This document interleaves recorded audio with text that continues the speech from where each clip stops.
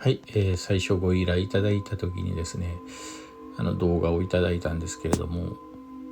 あまりにもちょっと訳が分からなくて、最初は霊障かなと、物理的な原因ではなくて霊の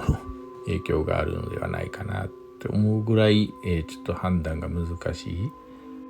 いイオンを奏でておりました。本当に難しくて、今までね